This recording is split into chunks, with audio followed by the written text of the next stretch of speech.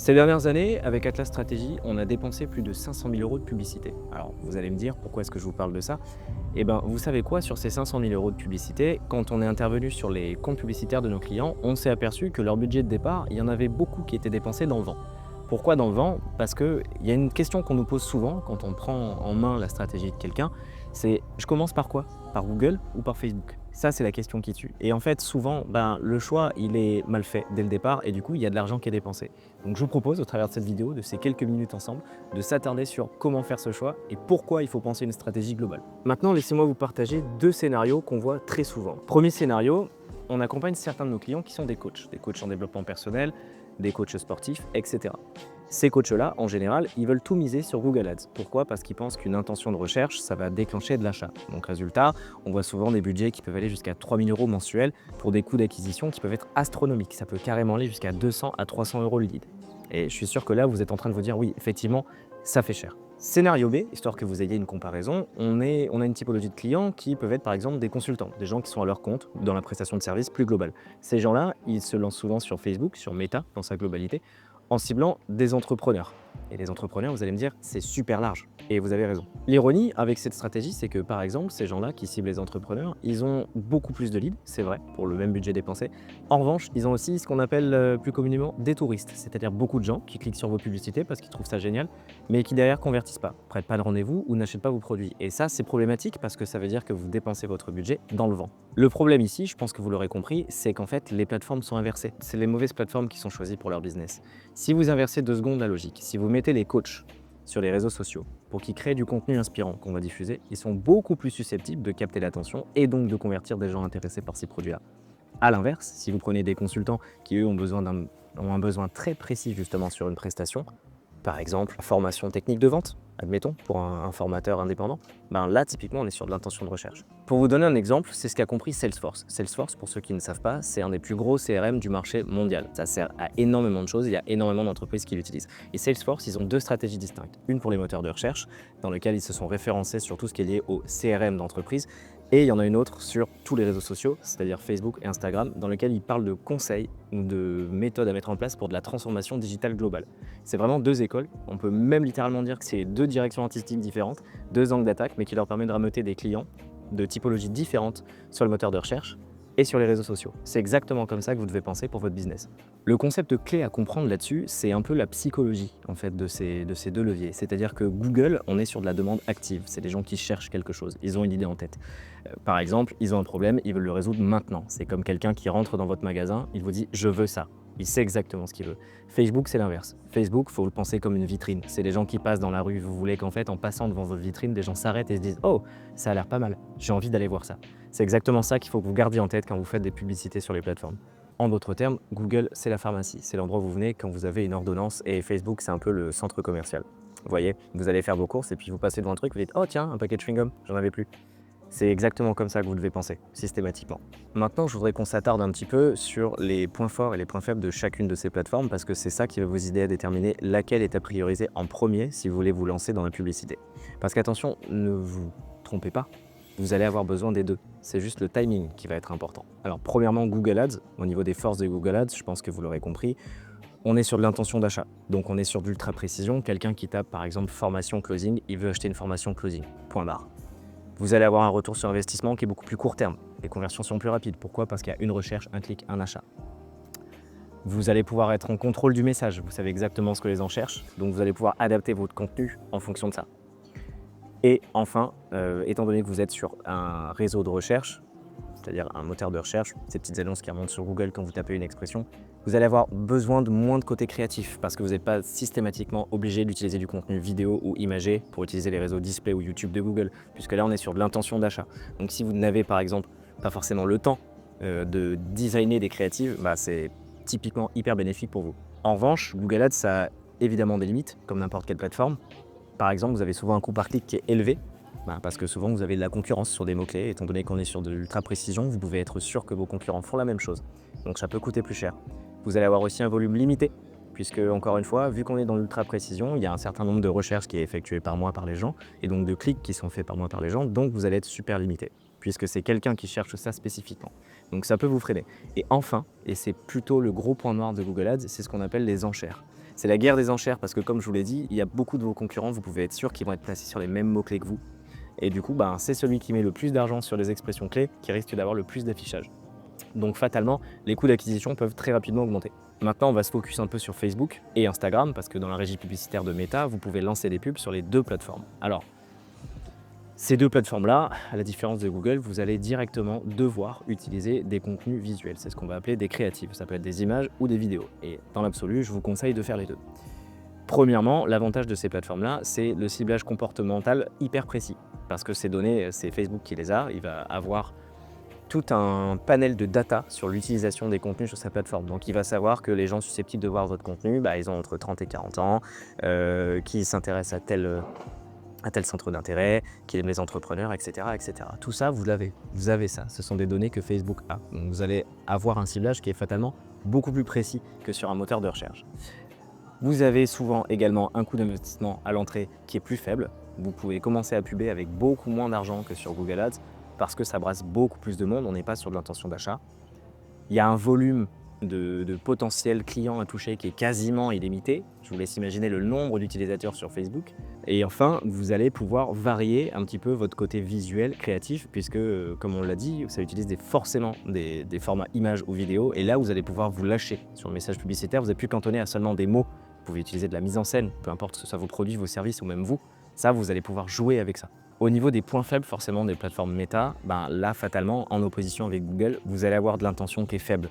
Encore une fois, gardez en image cette idée de vitrine et les gens qui vont voir passer votre publicité, potentiellement, sur un panel de 100 personnes, il y en a peut-être 2 qui vont être intéressés. Les 98 autres, c'est du touriste. C'est pas grave, il faut jouer avec le jeu, c'est comme ça. Le cycle de vente, il est souvent plus long parce que forcément, là, on est sur du contenu qui est censé passer devant le tout un chacun, forcément. Ça va peut-être pas déclencher de l'achat tout de suite parce que le temps que l'algorithme de ciblage il comprenne exactement la typologie de clients que vous voulez cibler, ça peut prendre un peu de temps, beaucoup plus que sur de l'intention de recherche via Google Ads par exemple. Et enfin, le gros point noir, si je puis dire, de la régie publicitaire Meta, c'est ce qu'on appelle la creative fatigue.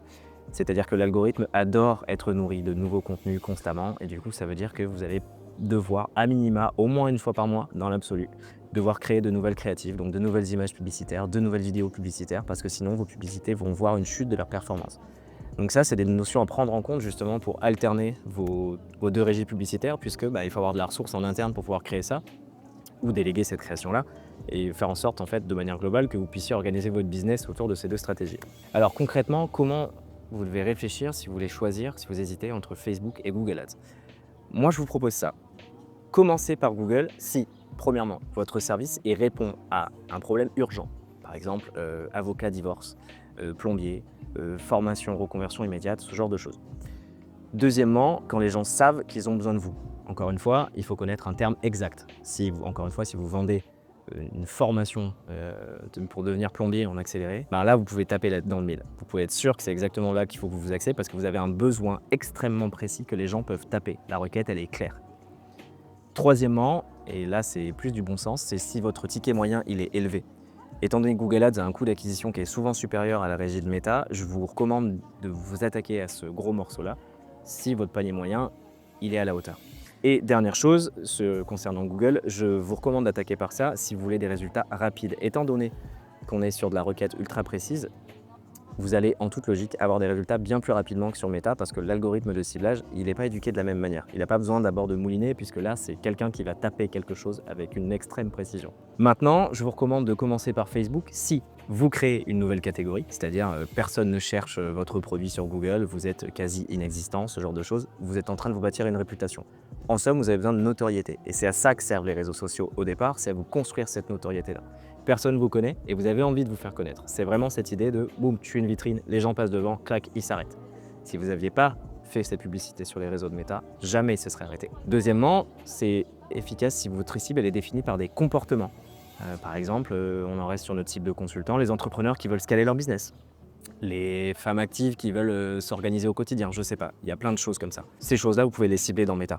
Et dans ce cadre-là, c'est extrêmement pertinent de commencer par ce réseau-là. Troisième raison de commencer par Facebook, si vous avez du contenu de valeur, c'est-à-dire des vidéos, par exemple des vidéos tutos, des guides, des infographies, ce genre de choses-là. Ce support visuel, il va vraiment vous aider à diffuser sur les plateformes. Et c'est avec ça que vous allez pouvoir appâter le chaland. Et enfin, la dernière partie, si jamais vous hésitez encore par quoi commencer, ça va être évidemment la question du budget.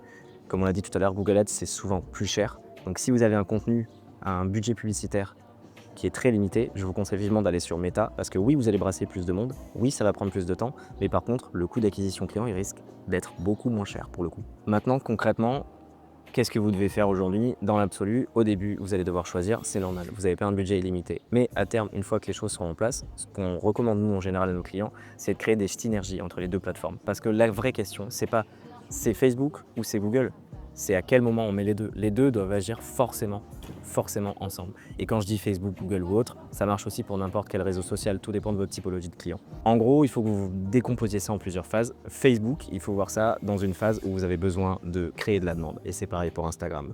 Vous pouvez vous en servir pour diffuser du contenu éducatif, des webinaires, des lead magnets, ce genre de choses. Parce que c'est très visuel et que ça touche énormément de monde. En revanche, Google, ça doit vous servir pour capturer de la demande. Donc là, par exemple, il faut utiliser ces réseaux-là pour potentiellement, je sais pas, faire du retargeting des gens que vous avez touchés via Facebook, cibler les mots-clés liés à votre marque ou à votre produit, c'est hyper important. Vous en servir pour faire des comparaisons avec vos concurrents, parce qu'on l'a dit, on est sur de l'achat de mots-clés, donc vous pouvez essayer de dépasser vos concurrents en essayant de vous placer adroitement de cette manière-là. Mais dans mon expérience et dans tous les clients qu'on a accompagnés avec Atlas Stratégie, le fait de cumuler ces deux régies publicitaires, en fait, ça peut multiplier par 2 ou par 3 votre retour sur investissement publicitaire, et c'est ça qu'on cible, justement. Ce qu'on veut, c'est qu'en fait, votre clic, votre coût d'acquisition, soit le plus faible possible par rapport à ce que ça vous rapporte. Maintenant, dernière partie de cette vidéo, j'aimerais qu'on se pose un petit peu sur quelques petits tips qu'on va vous donner justement pour que vous puissiez un petit peu développer vos stratégies sur ces deux plateformes-là. Sur Google, déjà, premièrement, commencez par cibler des mots-clés de longue traîne. Donc, c'est des mots-clés qui vous serviront à rameuter du chaland sur des plus longues périodes, mais qui, in fine, sont beaucoup plus qualitatifs. Utilisez ce qu'on appelle les extensions d'annonces. Une extension d'annonce, c'est différents liens qui mènent à différentes pages de votre site web pour montrer justement et faire comprendre à Google que vous n'êtes pas uniquement monoproduit, qu'il y a tout un ensemble d'offres et ça vous permet d'être beaucoup plus présent. Créer des landing pages spécifiques par mot-clé ou par typologie de client, puisqu'on est sur de l'intention de recherche.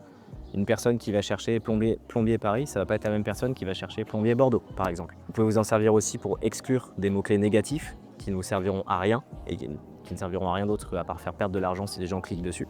Pour Facebook, par exemple, vous pouvez tester 3 ou 4 angles de créatifs différents. L'avantage, c'est que la structuration par contenu visuel, ça vous permet de faire plein de tests, donc ça, c'est hyper important. Vous pouvez utiliser ce qu'on appelle la preuve sociale dans vos pubs. N'hésitez pas à balancer des avis clients ou à faire des témoignages. Ce qu'on appelle le User Generated Content, c'est hyper bien vu par les plateformes, par exemple. Vous pouvez commencer par des audiences très larges et ensuite, petit à petit, réduire vos assets publicitaires jusqu'à toucher une audience extrêmement précise puisque vos algos, ils seront enfin éduqués à savoir qui toucher. Dans les deux cas, ce qu'on recommande, c'est forcément un tracking précis qui est obligatoire sur toutes les plateformes, de l'A/B test constant et idéalement un budget réparti intelligemment, c'est-à-dire 70% sur ce que vous êtes sûr qui fonctionne et 30% qui peut vous servir pour faire des tests, peu importe sur quelle plateforme. Maintenant, je sais que tout ça peut paraître un peu compliqué, on a abordé énormément de sujets dans cette vidéo, mais pas de panique, tout ça c'est hyper accessible. Dans tous les cas, si jamais vous voulez qu'on en parle, qu'on fasse un petit audit, un petit bilan, qu'on analyse un petit peu votre stratégie d'acquisition, je vous recommande de cliquer sur le lien juste en dessous de cette vidéo, et moi, Louis, ou quelqu'un de notre équipe, on se fera un vrai plaisir de vous accueillir et on pourra discuter de tout ça ensemble.